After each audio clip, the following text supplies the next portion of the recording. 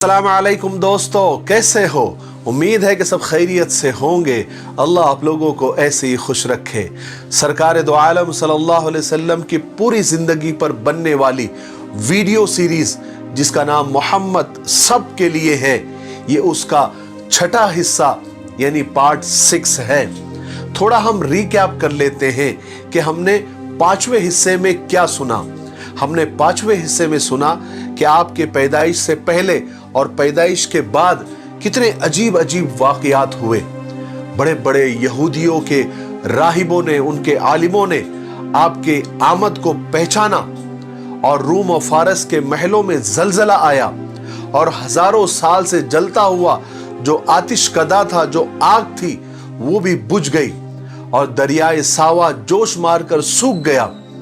और आपके पैदाइश के वक्त, आपके जन्म के वक्त हजरत आमिना ने एक बहुत बड़ा नूर भी देखा और जो साथ में उस वक्त एक औरत थी, उसने देखा कि सितारे बिल्कुल जमीन पर झुके जा रहे हैं।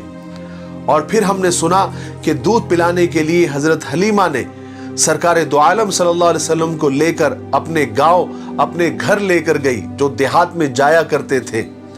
वहां पर आप सल्लल्लाहु अलैहि वसल्लम की वजह से इतनी बरकतें नाजिल हुई और इतनी रहमतें नाजिल हुई कि जानवरों के थनों में दूध आ गया और हजरत हलीमा का सीना भी दूध से भर गया।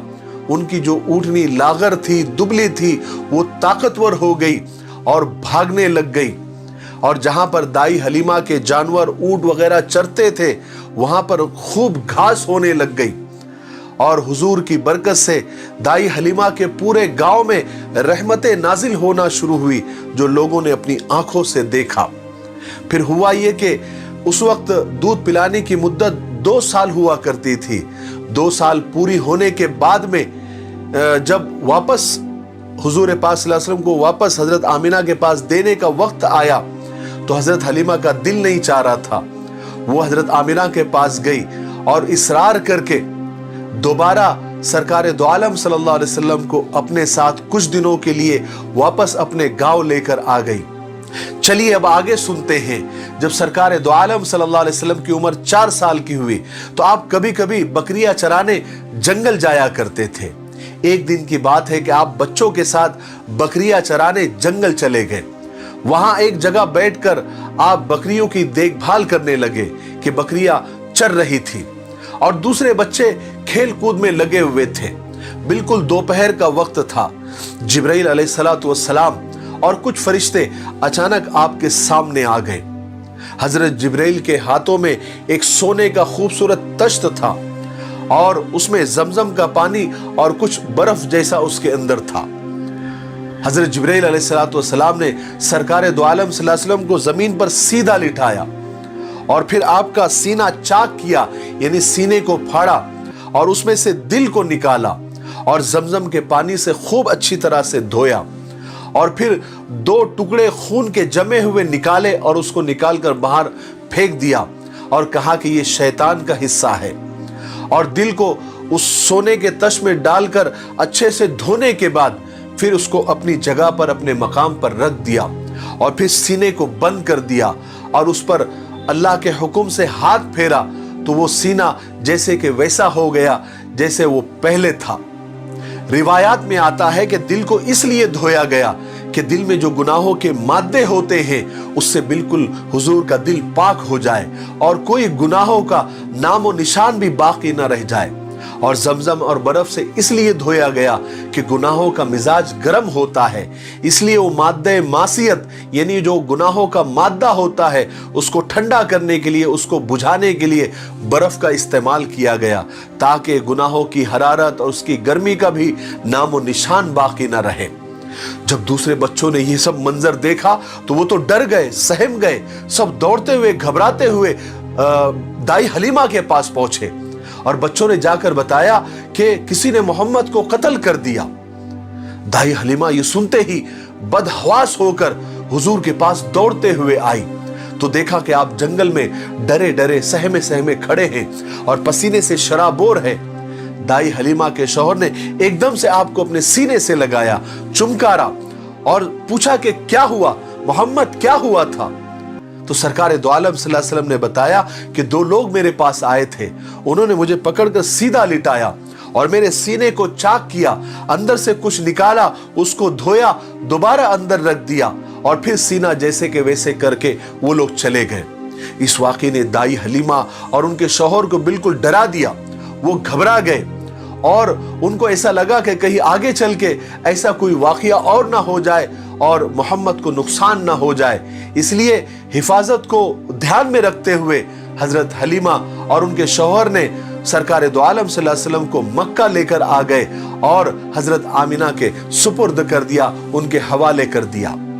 अब चूंकि हुजूर मक्का में अपने घर वापस आ चुके थे, जहां आपकी अम्मी, आपके दादा आप पर जान छिड़कते थे, आपका हर वक्त ख्याल रखते थे। फिर जब आपकी उम्र 6 साल हुई तो एक दफा का वाकया है कि हजरत आमिना आपको साथ लेकर यस्रिब गई। यस्रिब ये मदीना का पुराना नाम है और आपके साथ में आपकी बांदी उम्मे ऐमन भी थी और यस्रिब में हजरत आमिना का ननियाल था। वहां पर हजरत आमिना 1 महीना ठहरी। यस्रिब में कुछ यहूदी आलिमों ने जब आपको देखा तो आपके बारे में नई नई खबरें देने लगे और जल्दी ही ये खबर सारे यस्रिब में फैल गई। यहूदियों की जमातें आपको देखने के लिए आने लगी क्योंकि यहूदियों के पास आसमानी किताबें थी और उन किताबों में हुजूर पाक सल्लल्लाहु अलैहि वसल्लम की आने की निशानियां सारी की सारी साफ साफ लिखी हुई थी और आखिरी नबी आने की खबर भी उसमें साफ साफ लिखी हुई थी और बहुत सारी पेशन गोइयां और बहुत सारी निशानियां बताई गई थी। तो जब वो यहूदी या उनके आलिम जब देखते थे हुजूर को तो पहचान लेते थे। एक दिन हुआ कि यहूदियों की एक जमात आपको देखने के लिए आई तो उनमें से एक बुजुर्ग राहिब, एक आलिम ने जब आपको देखा तो वहीं पर पुकार उठा कि ये बच्चा इस उम्मत का नबी बनेगा और मैं गारंटी से कहता हूं कि ये इसी शहर यस्रब में हिजरत करके आएगा। बहरहाल फिर 1 महीना ठहर कर बीबी आमिना यस्रब से मक्का के लिए रवाना हुई, मगर यस्रब से जब वो चलकर मकाम अबुआ पर पहुंची जहां पर उनके शौहर यानी सरकार दो आलम सल्लल्लाहु अलैहि वसल्लम के अब्बा जनाब अब्दुल्लाह की कब्र थी, तो वहां ठहर गई क्या, ठहरना पड़ा। गमे मोहब्बत ने दामन पकड़ लिया और कहा कि शौहर की कब्र तो देखते जाओ, फिर पता नहीं देखना नसीब हो या ना हो। हजरत आमिना के दिल में एक चोट उभर आई, कलेजे का जख्म हरा हो गया। कुछ थकान, कुछ शिद्दत गम, कुछ मौसम का असर, बीबी आमिना बीमार हो गई और बीमारी बढ़ती चली गई। उस वक्त दवाखानों का, शिफा खानों का रिवाज कहां था और उस वीरान जगह पर कौन तबीब आता, कौन इलाज करता। बस ले दे के उम्मे ऐमन साथ में थी जो बीबी आमिना की बांदी थी, जो बीबी आमिना का ख्याल रखती थी। बीबी आमिना की तबीयत इतनी खराब हो गई कि मौत का फरिश्ता सामने आकर खड़ा हो गया और कहने लगा कि ओ आमिना, तुम्हारी सासों की गिनती अब पूरी हो चुकी। आमिना, तेरा दाना पानी अब दुनिया से उठ चुका। बीबी आमिना को अपने मरने का गम नहीं था, ज्यादा गम इस बात का था कि मेरे बाद मेरे दिल के टुकड़े मोहम्मद का क्या होगा, उसकी खबरगिरी कौन करेगा। पैदा होने से पहले बाप का साया उठ गया, अब कुछ होश संभाला तो मां के सामने मौत खड़ी है। दुनिया में हर बच्चे को मां बाप का ही सहारा होता है, उन्हीं की शफकत के सहारे बच्चे परवान चढ़ते हैं। रिश्तेदार भले ही कितने ही अच्छे हो, लेकिन मां बाप की मोहब्बत भला कहां पैदा होती है। यही गम बीबी आमिना को मरते मरते खाए जा रहा था। उम्मे ऐमन बीबी आमिना को तसल्ली देती, ढारस बंधाती, हौसला देती और कहती कि ए उम्मे मोहम्मद, ए मोहम्मद की मां, तुम फिक्र मत करो, तुम ज्यादा परेशान मत हो, थोड़ी सी बीमारी है, 2-4 दिन में तुम ठीक हो जाओगी। लेकिन उम्मे ऐमन को क्या पता था कि कुदरत को कुछ और ही मंजूर है। खुदा वो साचा ही तोड़ देना चाहता था जिस साचे में मोहम्मद को बनाया था, ताकि फिर उस जैसा कोई ना हो। बीबी आमिना की तबीयत बिगड़ती चली गई।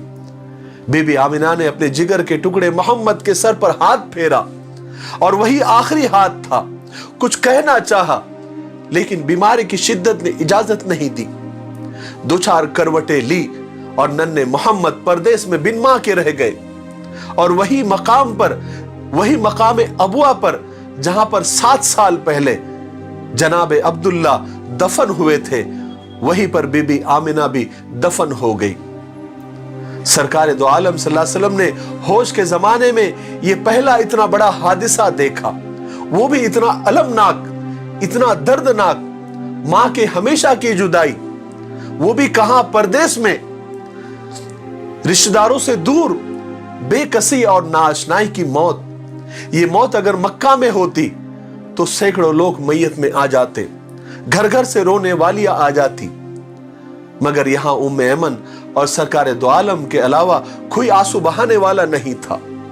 आज के लिए इतना काफी है, क्योंकि वीडियो काफी लंबा हो रहा है। हम 7वें हिस्से में आपको बताएंगे कि सरकार दो आलम सल्लल्लाहु अलैहि वसल्लम पर बचपन में ही कितने गमों के पहाड़ उन पर टूटे, लेकिन आपने सब्र किया और कयामत तक आने वाले इंसानों को यह दर्स दिया कि मुसीबतों से, परेशानियों से घबराए नहीं, क्योंकि वो अल्लाह ही देता है और सब्र भी अल्लाह ही देता है, और सब्र के बदले में जन्नत भी अल्लाह ही देता है, और सब्र करने वालों के साथ अल्लाह होते हैं। और इसके आगे के वाकयात हम 7वें हिस्से में आपको बताएंगे। तब तक आप थोड़ा सा इंतजार करें। तब तक मेरे लिए, पूरी उम्मत के लिए और पूरी इंसानियत के लिए खैर और भलाई की दुआ करते रहें।